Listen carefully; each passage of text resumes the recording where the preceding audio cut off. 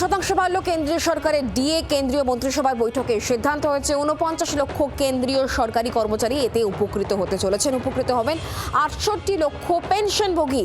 ১ জানুয়ারি থেকে কার্যকর হচ্ছে এই নয়া নিয়ম। এ বিষয়ে আমাদেরকে আরো জানাবেন আমাদের সঙ্গে রয়েছেন আমাদের দিল্লি প্রতিনিধি রাজীব চক্রবর্তী। রাজীব, দেখো, কেন্দ্রীয় সরকারি কর্মচারীদের ডিএ বা মহার্ঘ ভাতা বাড়লো ২% এবং এই মহার্ঘ ভাতা বছরে দুবার বাড়ানো হয়। জানুয়ারি এবং জুলাই মাসে পর্যালোচনা করা হয় এবং সেই পর্যালোচনার পরেই কেন্দ্রীয় সরকার এই ২% ডিএ বাড়িয়েছে। কেন্দ্রীয় মন্ত্রিসভার বৈঠকে আজকে এই সিদ্ধান্ত হয়েছে। এতে ৪৯ লক্ষ কেন্দ্রীয় সরকারি কর্মচারী এবং ৬৮ লক্ষ পেনশনভোগী উপকৃত হবেন। ১ জানুয়ারি থেকে কার্যকরী হবে এবং এক্ষেত্রে কর্মচারীদের কিন্তু অর্থাৎ কেন্দ্রীয় সরকারি কর্মচারীদের মহার্ঘ ভাতা বেড়ে দাঁড়ালো ৬০%। এতদিন পর্যন্ত ৫৮% মহার্ঘ ভাতা পেতেন কেন্দ্রীয় সরকারি কর্মচারীরা, যা বেড়ে হলো 60%।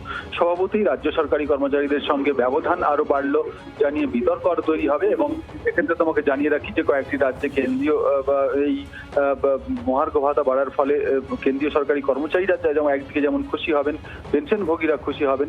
এবং এক্ষেত্রে কেন্দ্রীয় সরকারের এই সিদ্ধান্তে বলা হয়েছে যে প্রায় ৬৫০০ কোটি টাকা বছরে অতিরিক্ত বরাদ্দ বহন করতে হবে কেন্দ্রীয় সরকারকে। আজকে কেন্দ্রীয় মন্ত্রী অশ্বিনী বৈষ্ণব কেন্দ্রীয় মন্ত্রিসভার বৈঠকের পর তিনি সাংবাদিকদের মুখোমুখি হয়ে এই সিদ্ধান্তের কথা জানিয়েছেন। ধন্যবাদ রাজীব।